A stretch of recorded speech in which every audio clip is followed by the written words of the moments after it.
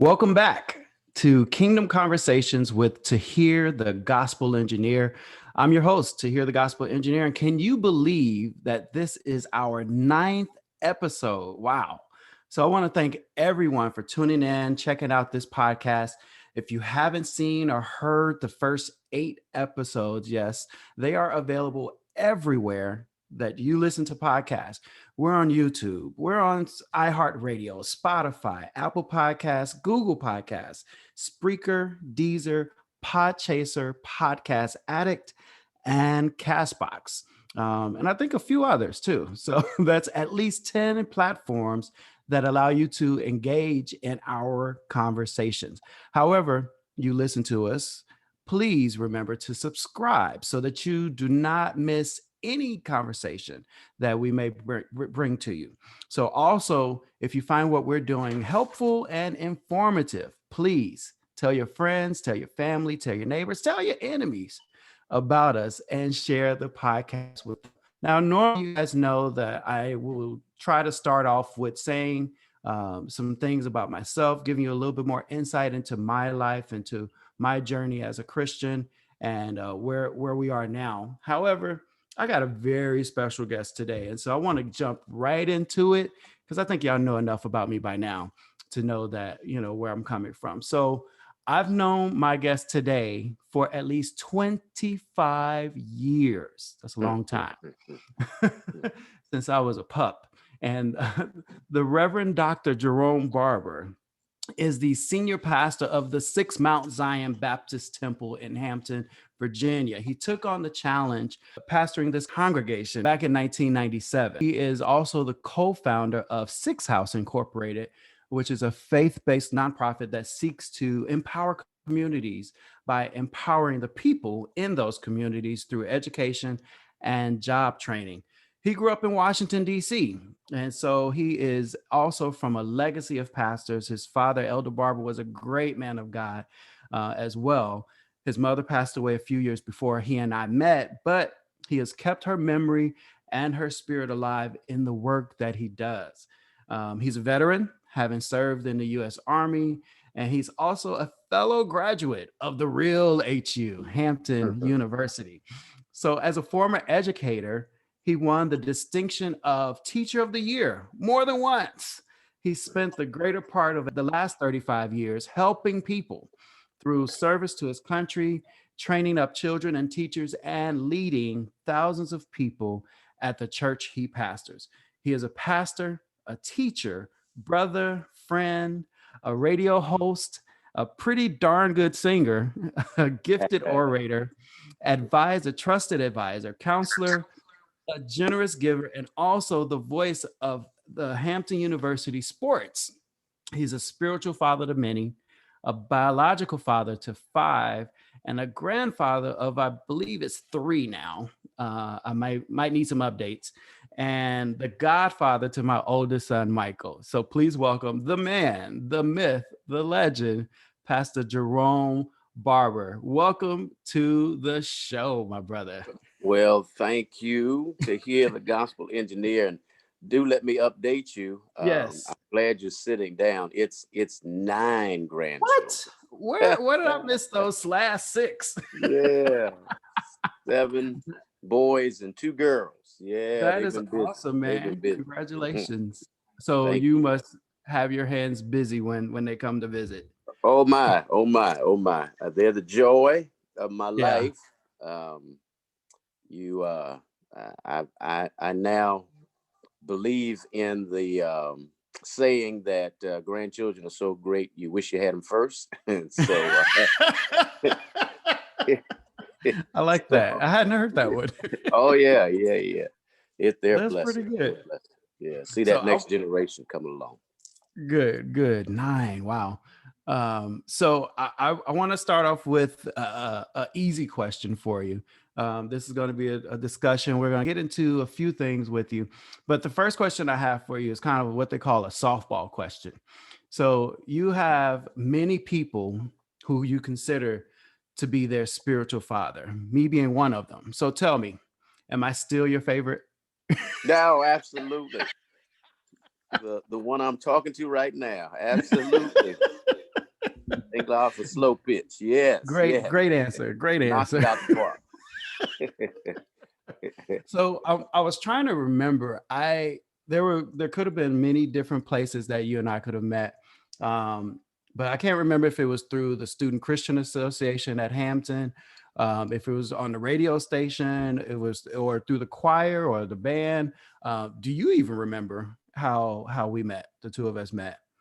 To hear our friendship is so rich, and Yeah, we've shared so many experiences together that is one of those that you just don't remember. I mean, it's just like it happened. It was meant to be, we were and always there. we're always there, and always will be there. So yeah, it could have been any one of those. Yeah. What dorm did you stay in? I was in Pierce at first, and then I went to Dubois, and then went to James. Yeah, So I yeah, was, yeah, yeah. So we had so many possible pathways of being on this collision course we call life that yes, and then the love that we have is it's one of those. It really doesn't matter. It just it was meant to be. So I'm grateful. transcends time and space. Absolutely. Amen. So when Shamika and I decided to get married, and asked you to officiate the ceremony because there was no one else that we could have imagined doing it, you insisted that we do premarital counseling with you. Mhm. One of the things that you said, and it was so enlightening, and has stayed with me all these years later, is you said that family structure and the way you're raised influences our decision making and even our parenting. So, was that something that you studied, or something that you came to realize through experience, or how did you find that philosophy? It was primarily through experience, backed up by some good research, but it's very interesting with marriage in particular.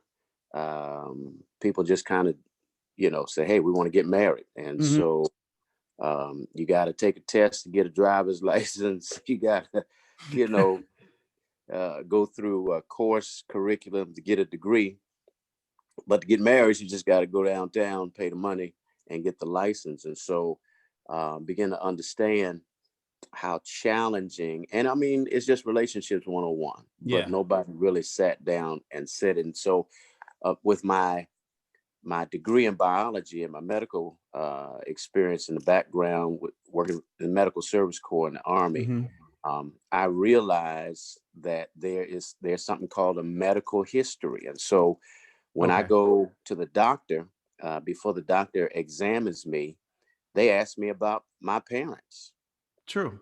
They asked me, what kind of health, what kind of disease, possibly if they've passed away. And so I Hmm. spent the first part of the conversation talking about a mother who had cancer, a dad who had dementia. Yes. Well, they're my parents. And so because of that, they are a major part of my medical history. And some of the things that I might be predisposed for Yes.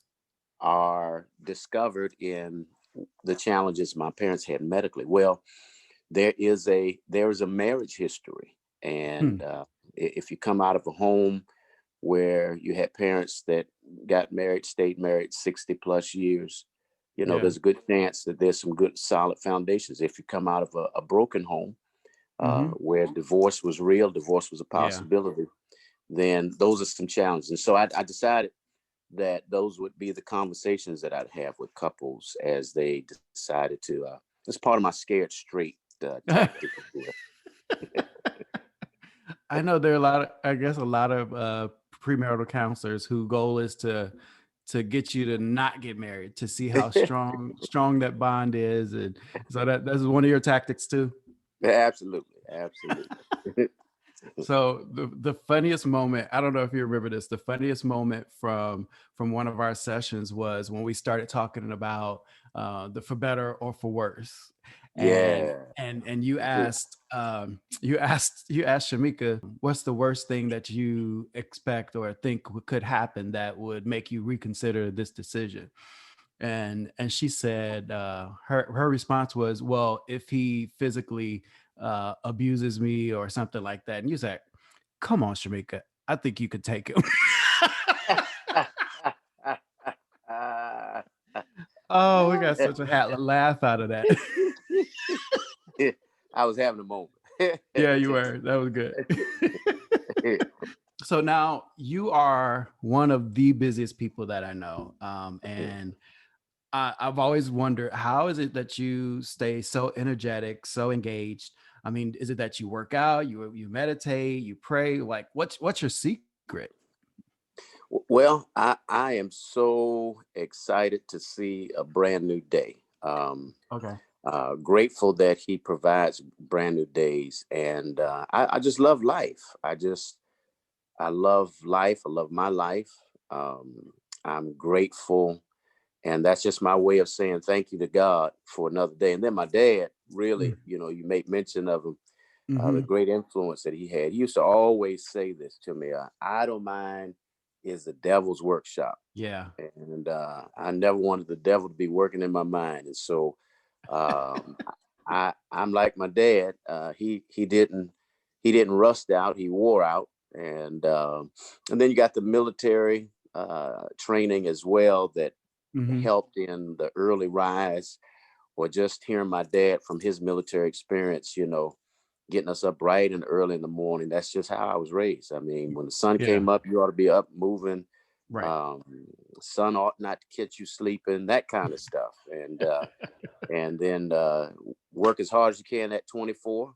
Mm-hmm. Pray he gives you another one, and ask God to help you be better today than you were yesterday. And so it's just a kind of enjoying of life. It was such a pleasure being able to meet your dad, and you got to see his influence on you. Like, I got to see a lot of your personality, your some of your idiosyncrasies, and just the way you carry yourself and how he carried himself. So that was pretty good. I Yeah. really, he was such a good man. There's a Um, commercial that's out. I laugh at it all the time. And it basically, the bottom line is you're becoming your parents. oh yes. Man, I laugh at that thing every time I see it. Uh-huh. Oh, especially with So one where the guy's helping the guy back up in the parking lot. That's my dad, man. That's my dad all over. Like, Dad, you don't even know this guy, man. right. He got Just it. He's complete, driving. just a complete stranger, right? Yeah. So, your church has grown so much. I think in 1997, when we started, the church had about 210 members, if I believe correctly, and now you're over, what, 5,000 members strong. What's the biggest difference between then and now? And do you miss those old days on Kickatan Road? I do. I do. Matter of fact, we've maintained the property there. And Hmm. so when we were meeting in person, we still had our early morning service. And I think that's what's really kept me grounded, because I have to constantly remember this is where we started from. Got you. Got you. And just to see those, and since we've been virtual, it's been crazy. We've done in the summertime, we did it. We'll probably do it again next summer as well. But we've done these throwback services where we've reached back to 96 and Oh, really? 97, and pulled up some of the praise and worship and some of the messages. And I've had to go through some of the tapes of those, Hmm. and just to see where we come from. Yeah. I'm humbled. I really am.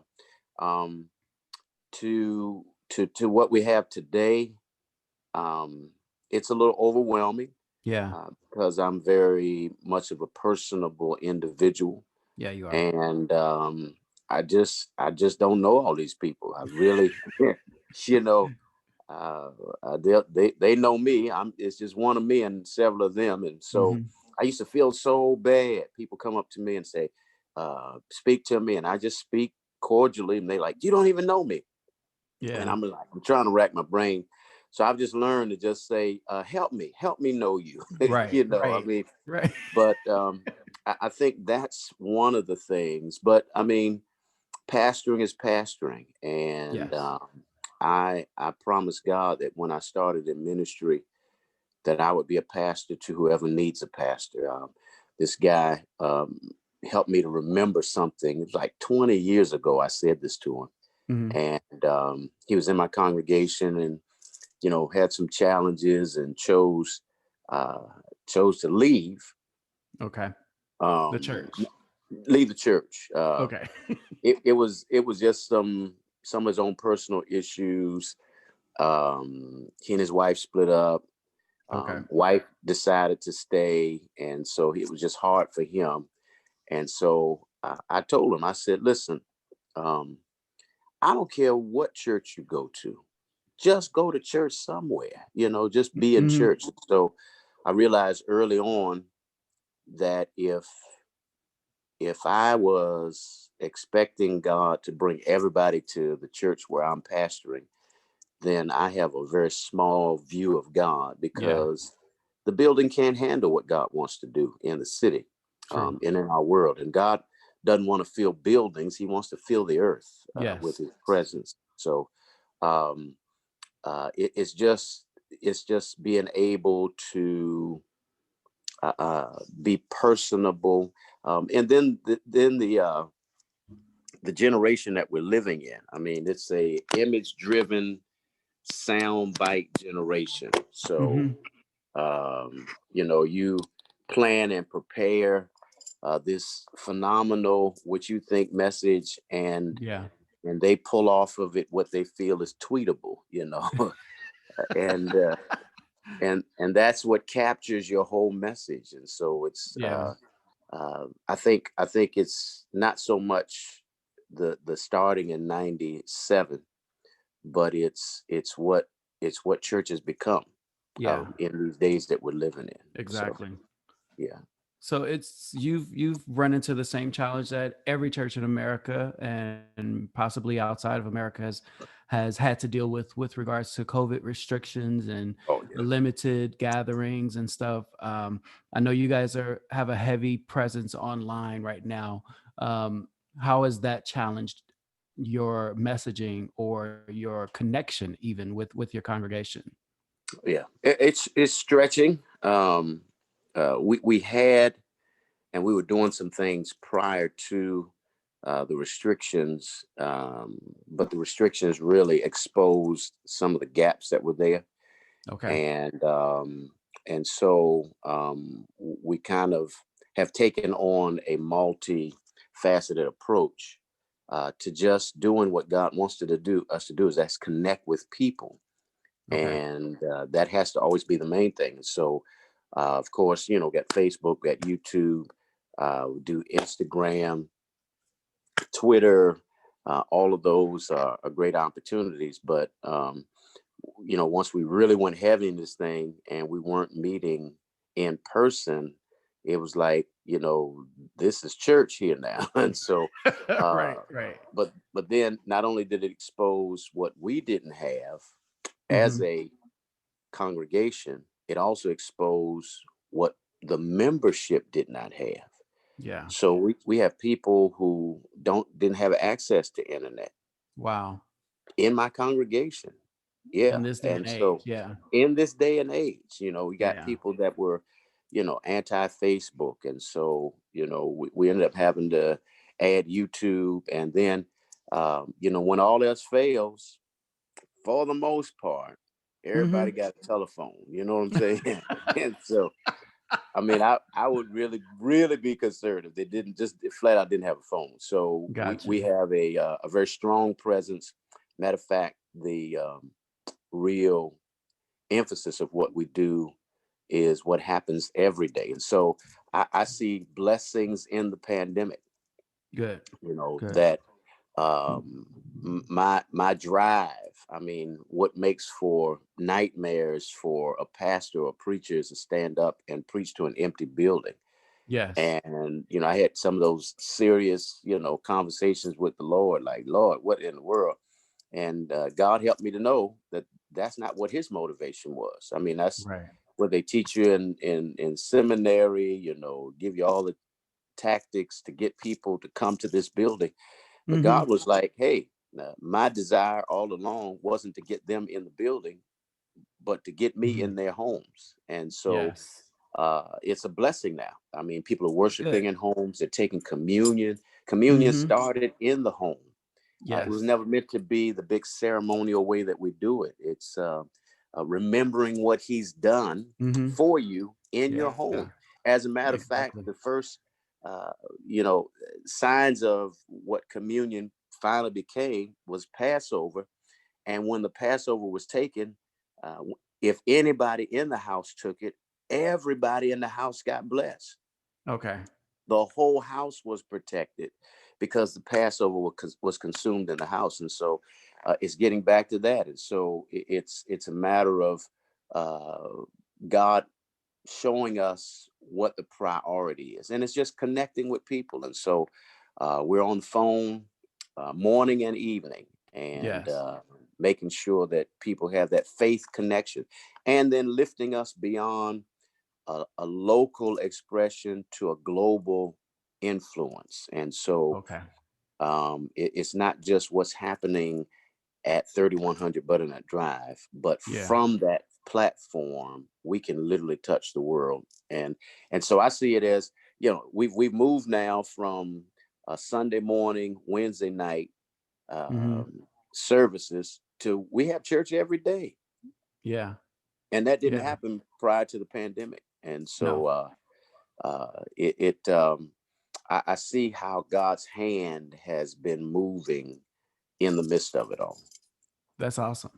I, I, Yeah. I remember hearing messages about, in terms of worship, how when we worship and lead worship, that we're our audience is one person. Our audience is God. And so I know that a season like this kind of brings that back to the forefront, as your audience is one person, and the congregation is merely there to witness it all.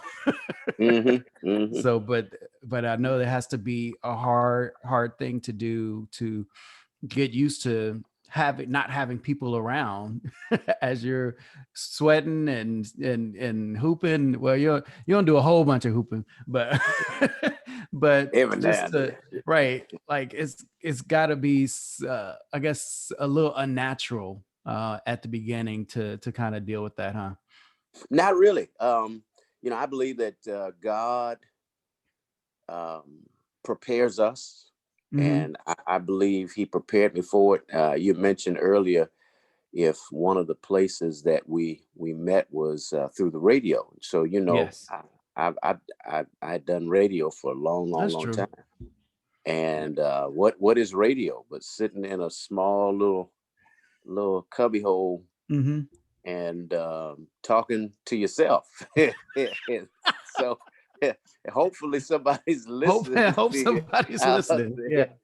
But yeah, I mean, I feel like God had prepared me for that. Then my trips to Africa, where man, they have church all day, every day, Hmm. and two and three times. I Yeah. remember I was over there for about 30 days, and I preached three, sometimes four times a day. Wow. And so the pace wasn't anything that I wasn't accustomed to. Um, I think the painful part for me really is the pastoring. And Okay. so, because somebody was saying, you think people are going to want to come back? I'm like, the real question is, do I want them to Do come you back? want them to come back? Yeah, because it's a blessing. It's great. We get in. I got a small team, and Hmm. we have church, and Yeah. but the painful part is what the pandemic has done in isolating people. People having to, in a congregation my size, we've been directly touched by COVID, Yes. and have lost some folks, and they had to die alone. Oh, to hear Yeah. that, just man, that's just ripping my heart out. And Yeah. not being able to, I went to visit someone in the hospital, and they just flat wouldn't let me up there. They wouldn't. And that was recently after they had supposedly loosened some of the restrictions. And I perfectly understand my Right. medical Right. background. I totally respect everything that they're doing, but that Hmm. still doesn't take the pain It still of the hurts. fact that you want to be there. And then when the pandemic first hit, and some of the homegoing celebrations that we had to do and could not do them in the building, Right. you got people who um, who spent their lives in church, Yeah. and you have to do a graveside Yeah. that was restricted, and you got a community that wants to come and get closure and celebrate, and just not Exactly. able to. And I think that's been the real struggle that I've had Hmm. in the pandemic. And but then once again, it just helps me appreciate um, life, Hmm. and not letting all of my emotions be played with at their departure, but honestly say I did all I could do while they were alive to make sure I Yes. connected with them. And so, Right. yeah, that's been real helpful. Good, good. One thing I remember about you is that you were always a personal pastor. Like you really reveled in building those relationships. And so I know not being there for for your people at the end like that was a hard thing for you to swallow. But it is that's what time we live in right now. And hopefully we're getting to a point now with the development of the vaccines and stuff that Mhm. will start to subside and things will somewhat go back to normal. I know we'll never probably see a normal as we did prior to February Yeah, of this year, yeah, uh, but but yeah, that's something I definitely hope changes where that personal connection and being able to be there for your loved ones is one of the things that does come back into play. Um, I know you were in the military. hmm As I mentioned, you were a teacher, you were assistant chaplain at Hampton University when we met, and then became pastor of the Six Mount Zion Baptist Temple, which I just realized there's a whole bunch of Six Mount Zion Baptist churches out there all over the yeah, country. yeah, yeah, yeah, yeah. Um, what was your first job? Like, I don't think we ever talked about what was your very first job. Well, that's a good question, because I actually left high school, went to college, and from college I went straight into the military because I was ROTC. Okay. And so, but I was an officer, so really, really didn't do no work. So I can't consider that a job. I served for 5 years, 5 months, and 7 days. Made it to Hmm. the rank of captain, Okay. and when I got out, I got out. I was in Colorado. 5 kids, Yeah. needed a job, and um, started working for a construction company. Okay. And I did the painting and drywall and roofing. Okay. And so I could probably honestly say that's probably first real job, first time I worked. I mean, Right. Right. now that was work. That was major, That major is work. definitely work, Yeah, yeah, right. yeah. And so, but then I was still in ministry, Mhm. and actually from that church in Colorado, I went and pastored my first church in Kansas City, Okay. and still was kind of a bivocational.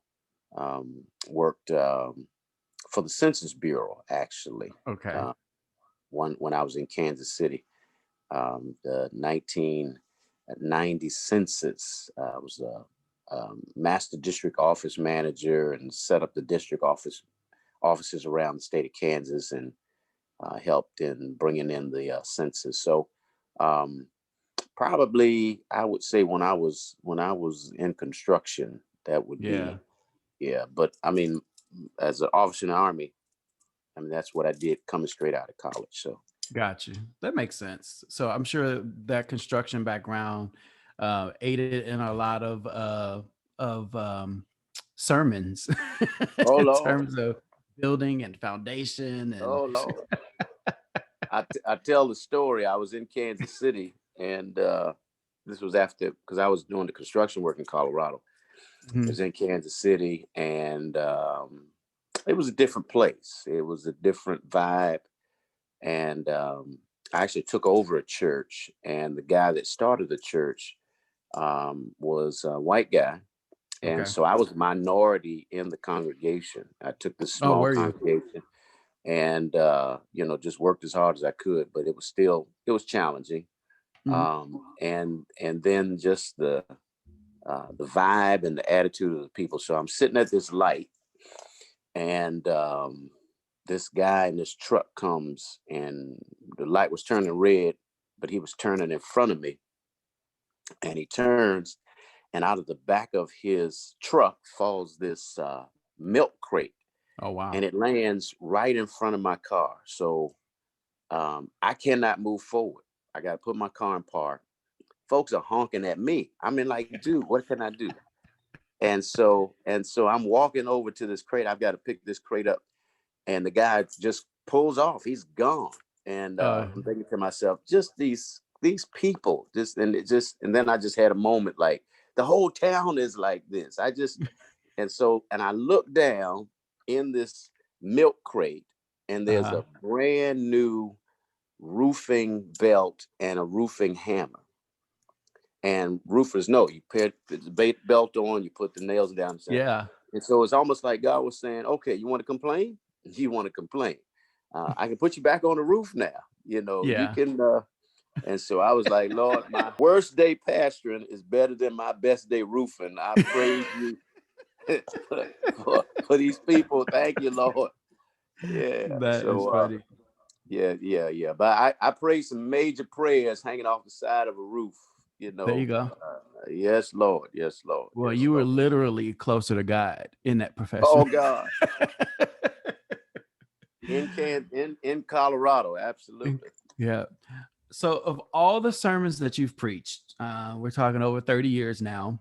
Um, if you could choose one that everyone in the world could hear or see, and one that would outlive you, even, which would it be? Or could you make that choice? Yeah. Well, there's one that I really, um, and I guess it was a time of my life, and so the sermon basically title was "Check My Ticket," and Oh so my God, that's my favorite message. yeah. And so it's kind of centered around a story where I'm flying out of airport in North Carolina, Hmm. and I walk up to the counter, and the person looks at me but not at my ticket, and immediately thinks that I'm going into. And what had happened was, um, for some odd reason, don't know why, but I got upgraded to first class. Yes. And so I put the ticket up there. I know I'm first class. The ticket Hmm. says I'm first class, but the lady behind the counter looks at me and doesn't think that I should be in first class. And so I go up when they call first class, and she says, "Excuse me, sir, we haven't called coach yet." And she emphasized coach. And so the DC in me wanted to rise up, but I realized that I didn't have to waste my energy fighting for the status that I already had. And I Hmm. simply said to her, just check my ticket. And so Right. once she checked the ticket, then her tone changed, you I love that message. Like, for real, that of all the messages you've preached, I think that one has stood out to me over all these years. Check my ticket. That's right. That's right.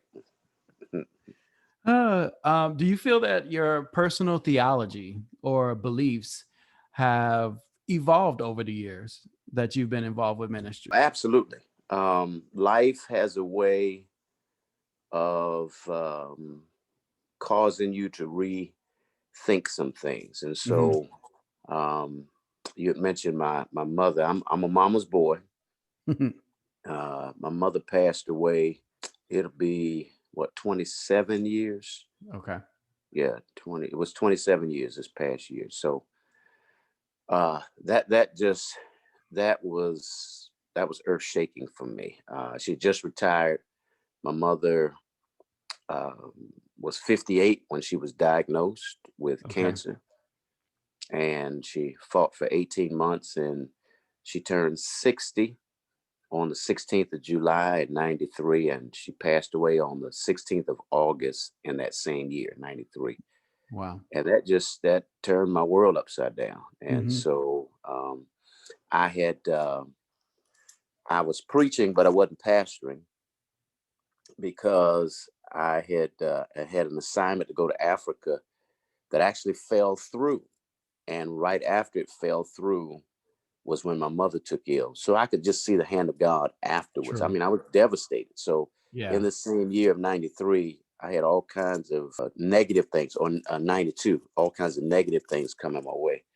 Uh, 8 years after my mother died, my oldest sister tragically died, Mm-hmm.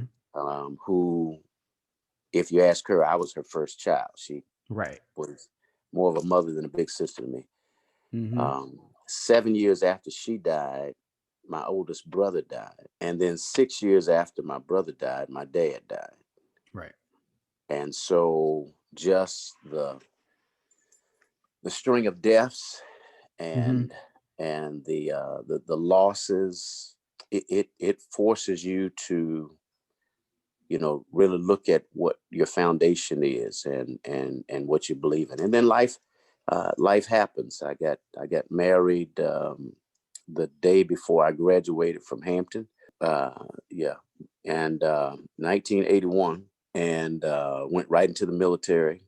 Was also in ministry already, and Okay. so you had the demands of military, the demands of ministry that I was trying to navigate through. I'm a young kid. I'm in my 20s, 22, 23 years Mm-hmm. old. 5 children later, um, and then all of the pressures happening with ministry. What happened was we left the church to go to Africa, had this assignment, and then the Africa trip fell through, and Okay.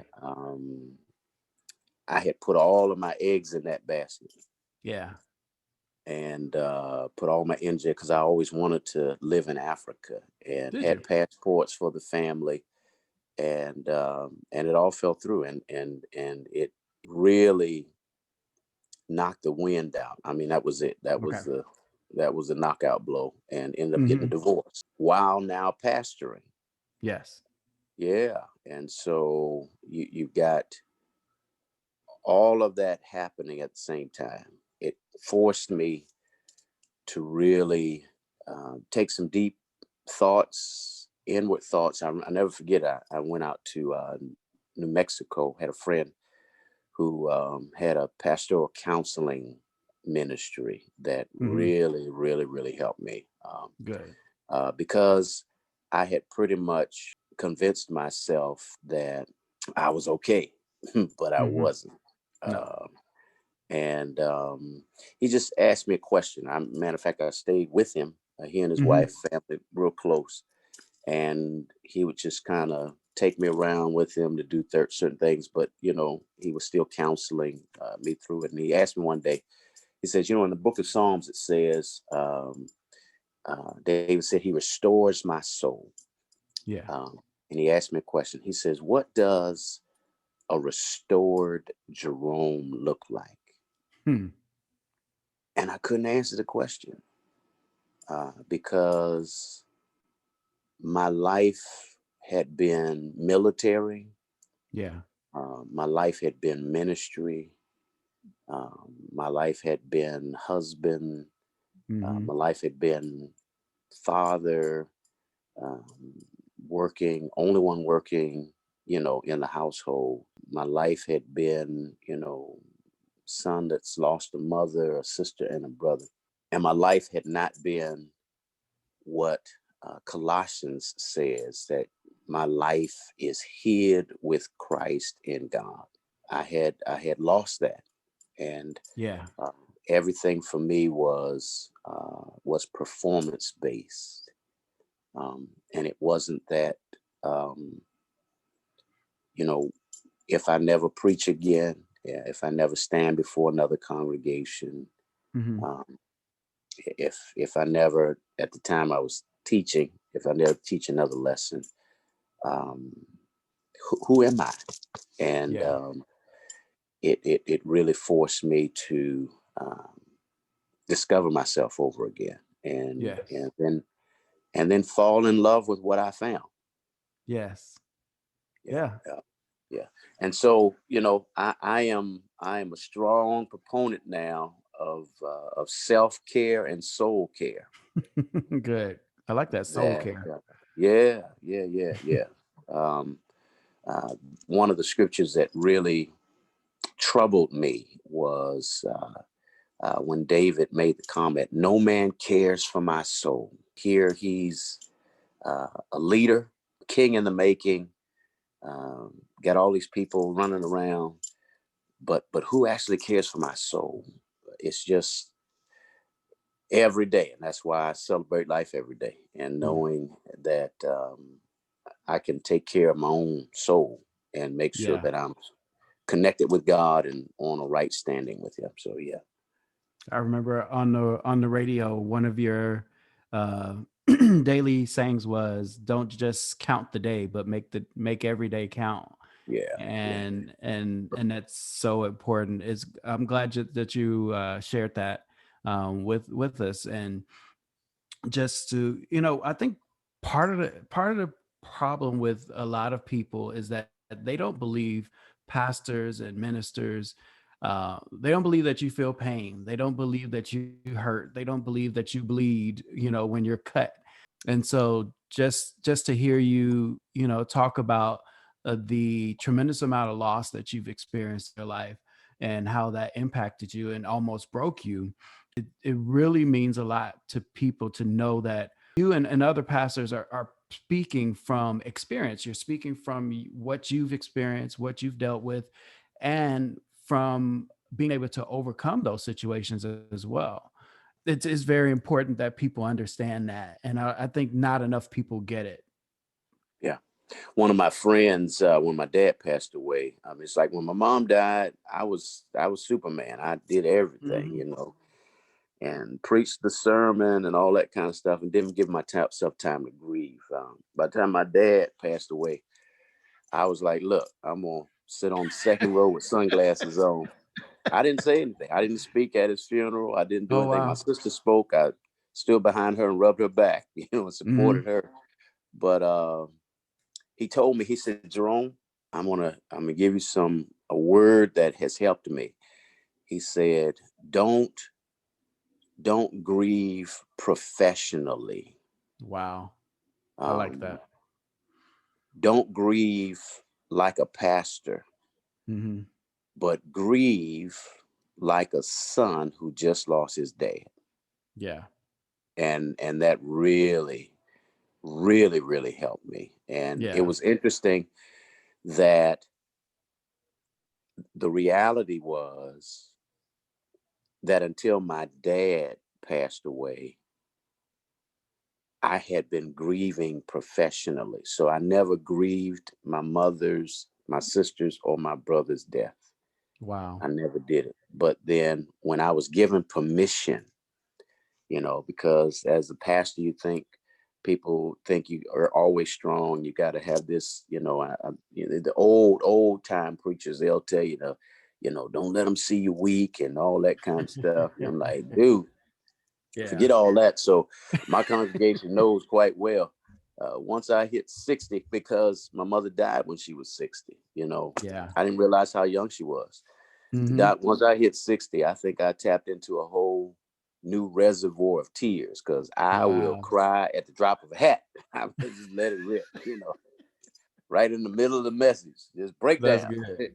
Yeah. It's something about reaching that same age that your parent died. Because my dad died when I was 21, but Yeah. he was only 44. So last year when I turned 44, it was just this whole new thing of like, wow, I'm the same age that Wow. my Wow. dad was when he passed here. And so it just made me all the more grateful for the years that we were able to spend together. And Mhm.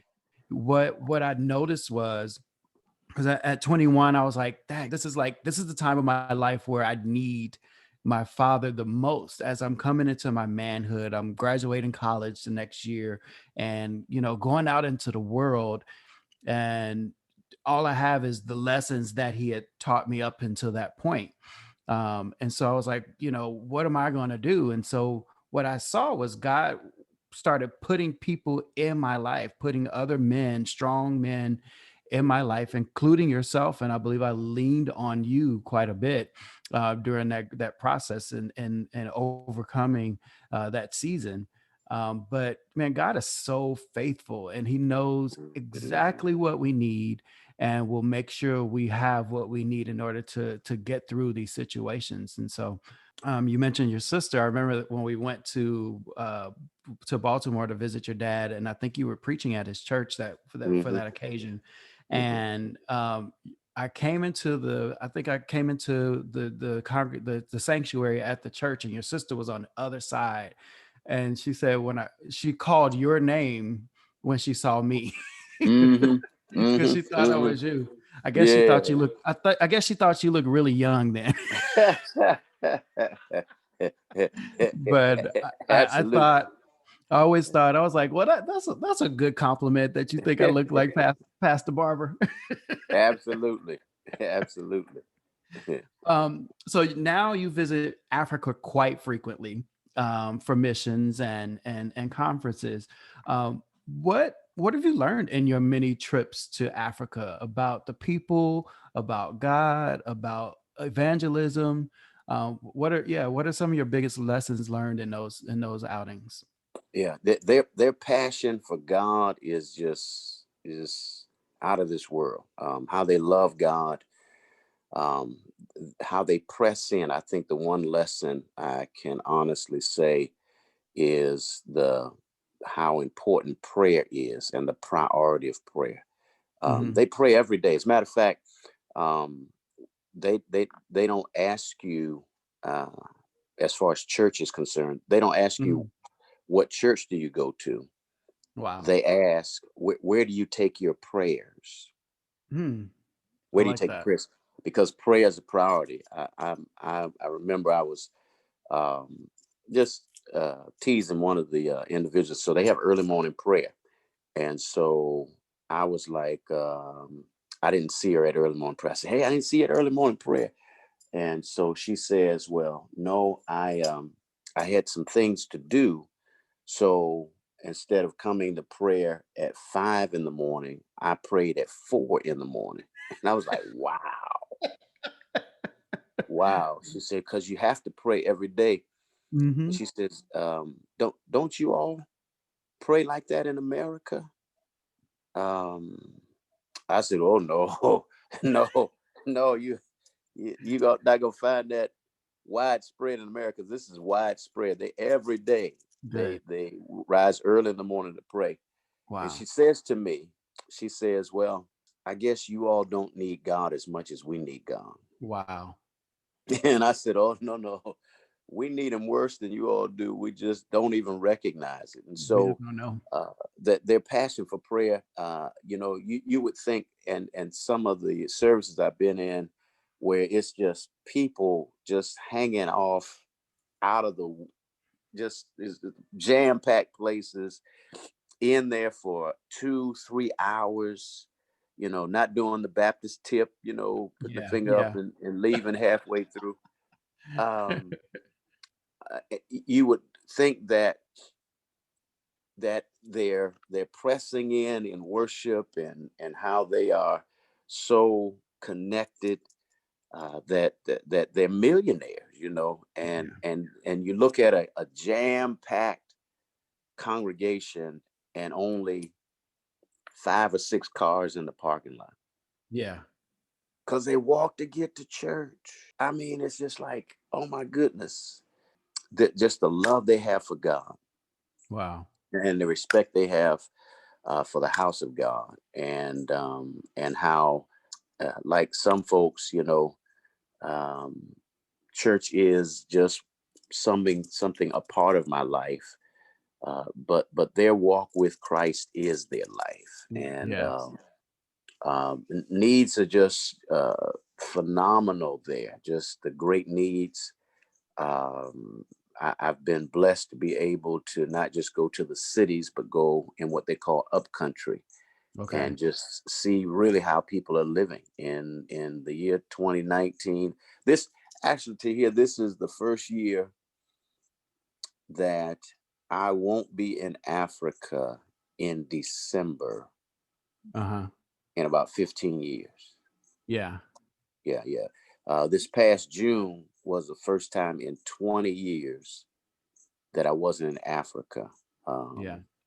Um, about 12 years that I wasn't in Haiti, and Okay. about 10 years that I didn't go to the UK. And so, woo, Lord. I don't think I Um, knew you were going to Haiti. yeah, yeah, yeah. We've been going up with a pastor friend of mine. I took him to Africa. He took me to Haiti. And so, Okay. March, April was when I was doing Haiti trips. And Okay. when they had that big earthquake, we actually Yeah. were one of the first folks to go in. 3 weeks after the earthquake, they Oh, allowed us to really? go in. Yeah. Good. Good. And start the healing process. And yeah, so um, I know that uh, God's heart beats for missions, Yes. and I am, I guess that's another one of my frustrations, because I've always wanted to live there, Mm-hmm. but have never gotten a release from God. Yeah. And I think part of it is um, what I do as a pastor, um, and the times that I go over, and the number of people that God has blessed me to be able to take over. The largest team we've ever taken to Africa was 41 people. Really? We took 41 people to Africa, Mm. and I probably still have a nervous twitch from that from that trip. 21 of and it wasn't just people from my congregation, it was people from Yeah. other churches. Aunt Okay. Sally Sheeran, oh Lord Jesus. Wow. Yeah, yeah. So but it's just been a heart that I have, and taking pastors with me to see for Mm-hmm. themselves, and allow them, God, to then work through them. And a Yes. lot of them are now even doing um, going more than I go, back Okay. and forth. And so that's my heart. That's my That's heart. awesome. Yeah, you find your heart, and that's what He made me to do. Amen. Amen. I keep telling you I'm gonna make it with you on one of those trips. So With that uh, you got a passport. I know you I got do. the passport, I you know know. you do. I know you do. I made it pretty close. Went to Italy. Yeah, hey, hey. Right next I door. thought you was gonna say you made it pretty close. You went to Baltimore.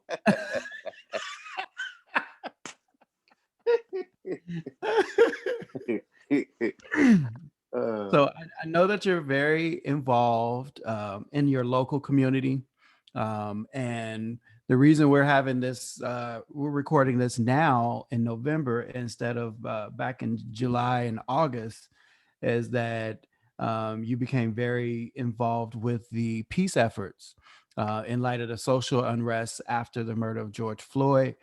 Um, tell us about how you and your church were able to get involved with that, and how the city, I guess, asked you to take that on.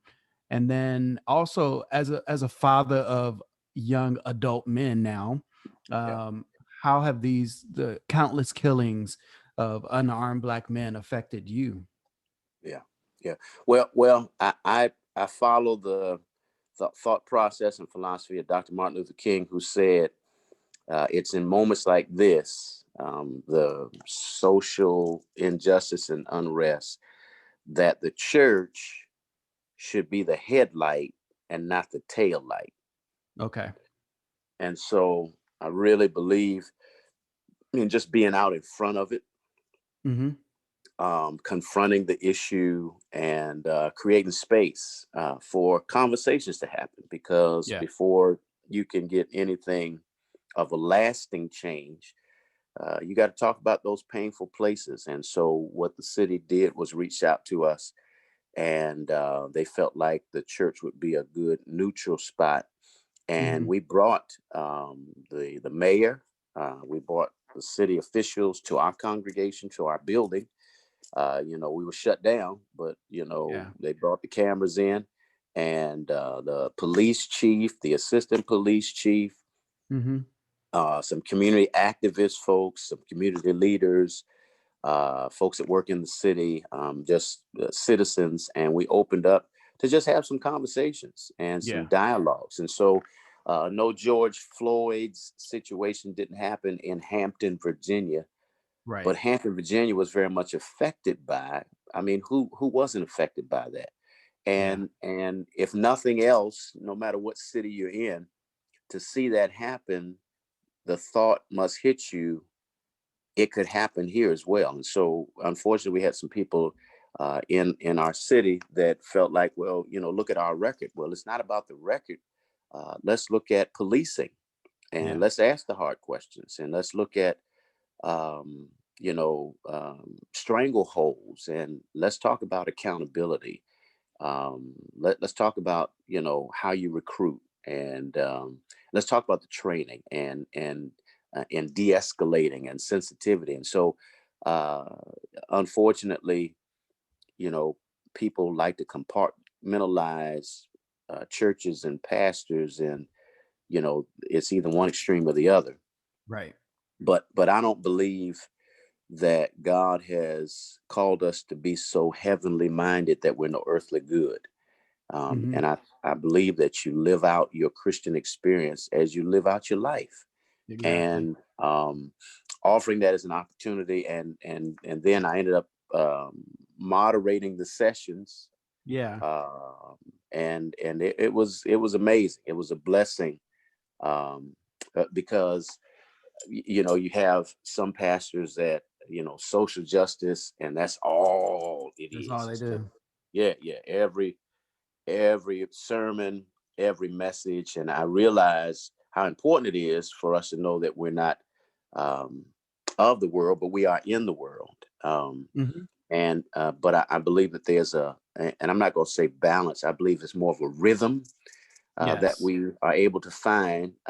As you quite well know, the experiment of the pendulum and the swing of the pendulum, that Hmm. whatever you do on one side affects the other side. Right. And so I believe that that's more of what God's called us to, is more of this rhythm, that as it says in Amos, that justice will roll down, that as we focus on justice, then righteousness, Yes. it's justice is knowing what to do, righteousness is doing what's right, and that the two go in hand, and that That's you're true. able to, as you address the social injustice issues, then it helps us to live those righteous lives, and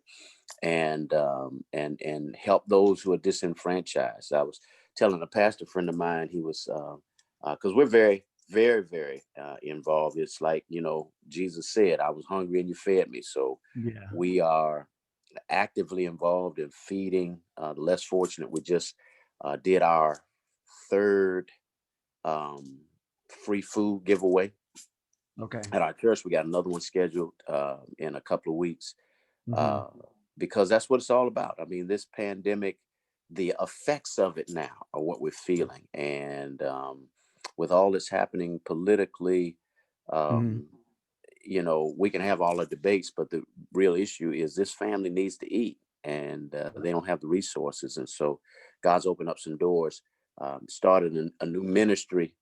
I told my church it's called Helping Folk That's Helping Folks, and putting some feet to our prayers, and really just being not just doing church or having church, But being but the church. actually being the church, Hmm. where Yeah. we are the ones who are on the forefront. He's reconciled us, it says in Corinthians, and he's given us the ministry of reconciliation. That's what Yes. we're called to do, to Yeah. preach deliverance to those who are captive, and recovering of sight to the blind. And that's not just physical blindness, to opens people's eyes to what's happening. That the George Floyd thing, and I have three young men of my own, Yeah. um, young black men, Hmm. and it's scary. It really, really is.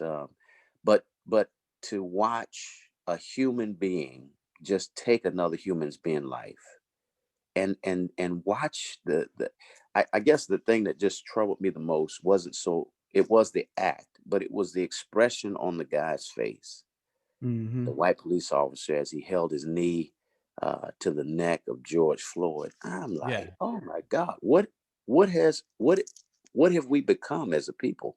exactly. And the church can't stick his head in the ground and use the church as just a freeze tag to just get away from it all. No, uh, Not that's anymore. that's just the huddle. You got to break the huddle and run the play. Yeah. And so just uh, I would rather, as a church in a community, I'd rather be despised than ignored. Okay. I'd rather them know that we're there Hmm. than because we are so uh, out of touch, them not even recognize our presence. And so Right. yeah, and so it's forced, it's opened more doors for us Yes. to really be a blessing into our community. So where does the church go from here?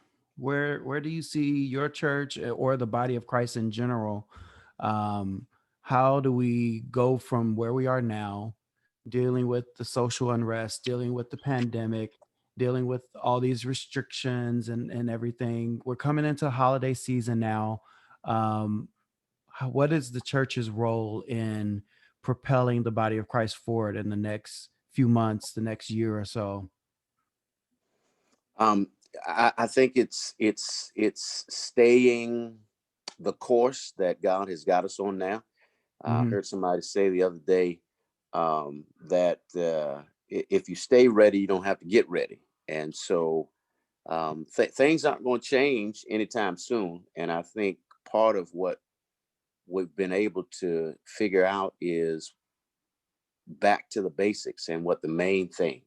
thing being the main thing, and just keeping in mind our common humanity. Yeah. Love your neighbor as you love yourself. Yeah. Do good, and good comes back to you. Hmm. Um, and be that influence, that salt and that light. That's what he calls for us Yeah. to be. That light says implies that there's some dark issues that you have to deal with. Yeah. Salt says that there's some rotting situations that need the antiseptic touch of the salt. And you know, just um, stop trying to do and be anything but what God has called us to do and be.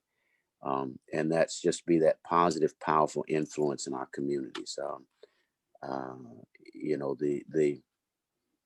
the church is not a building, and Mhm. so it's it's been made very clear to us. I Yes. pray we I pray we get this lesson. Right. So You get the because point they now, shut right? yeah, they're shutting things down again over in Virginia here, Mm. but the church is still open because of the work that God's called us to. So um, yeah, Well, thank God that you are an essential uh, part of the community and part of the city. I want to thank you for just taking the time out to do this. I know, like I said, you're one of the busiest people that I know. So um, this has been so much fun. And I want to just make sure you understand how much I love you, how much I appreciate you for being part of my life and for all the wisdom and information, knowledge that you've shared with me over the years. I don't take it lightly. I know it's coming from a place of love and a place of wisdom and a place of experience. And so, again, thanks for being my friend. Thanks for being the godfather to my son. Thanks for marrying us and starting us off right. Listen, there's still people to this day who say, "Man, your wedding was the best wedding I've ever gone to." What was that preacher's name again?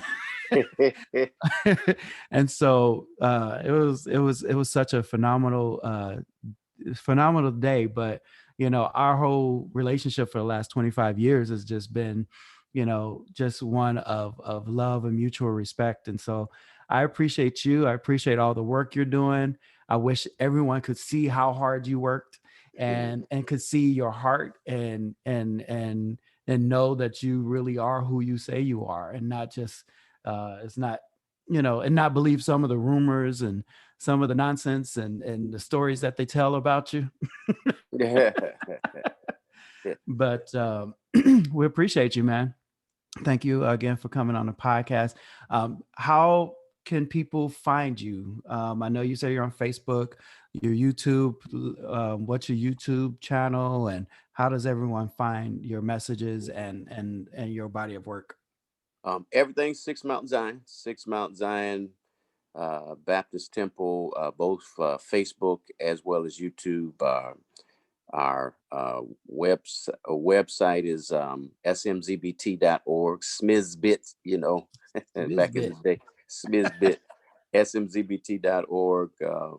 And that's the best way to, amen, find us. I'm so grateful for being able to be blessed with such a rich connection with people, and awesome watching folks, because on that college campus, the people Yeah. finding their way, and then just seeing you guys go and do the great things that you're doing. It's a real blessing. um, you and Shamika are a tremendous blessing to my life. Gave me my first trip to California. Yes. Never been on the extreme West Coast. Had gotten as far as Las Vegas, but hadn't gone any further. And Okay. so y'all got me out to LA, and was Mhm. able to see the Black Beverly Hills. The Black Yeah. Man. And know that there's a rodeo drive, and there's a rodeo drive. There's a rodeo. Well, they recently changed the rodeo road, at least part of it. Now it's called Obama Drive. Oh my. They renamed it for Obama, but yeah. So there's a Yeah. rodeo and there's a rodeo, and That's where the dollar they're not store the same. is. Exactly. You said that's where the dollar store is, That's where the dollar store is. Yeah. Yeah. That's where you get the souvenirs from. right? And a Popeyes. There's a Popeyes And a over. Popeyes. That's right. But awesome, man. Listen, thanks so much for Reverend Barber, for being a part of this and hanging out with us today. I want to encourage you. Once again, share this, tell your friends about it, listen to it, and just make sure that you don't miss an episode. You can go back and see and listen to all the past episodes of the podcast. But we appreciate you. We bless you, and we want to thank you again for sharing this time with us. This is Tahir, the Gospel Engineer, and we will see you next time right here on Kingdom Conversations.